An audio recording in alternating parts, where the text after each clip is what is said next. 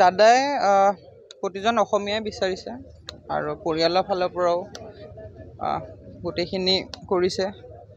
মোৰ সম্পূৰ্ণ বিশ্বাস অতি সোনকালে, কাৰণ জুবিন দা হয়, গতিকে ন্যায়টো পাব লাগিবই আৰু অতি সোনকালে সেই প্ৰচেছখিনি কৰিব বুলি আশা কৰিলোঁ। আৰু মই সম্পূৰ্ণ বিশ্বাসী, যদি দাদাই ন্যায় নাপায় তেনে কোনে পাব। লেহেমীয়া হৈছে নেকি গোটেই বিষয়টো? অকণমান যিহেতু 10 দিনৰ সময় দিয়া হ'ল তেওঁলোকক, শ্যামকানু মহন্ত, সিদ্ধাৰ্থ মহন্ত। চাওক, এইটো এটা জুডিচিয়েলি বস্তু, তাতে মই কেনেকৈ ক'ম সেইটো ময়ো বুজি পোৱা নাই, কিন্তু সকলোৱে কৰি আছে আৰু আমিও নিজে লাগি আছোঁ। পৰিয়ালৰ ফালৰ পৰাও আপোনালোকে গম পাইছে এজাহাৰ দিয়া হৈছে, গতিকে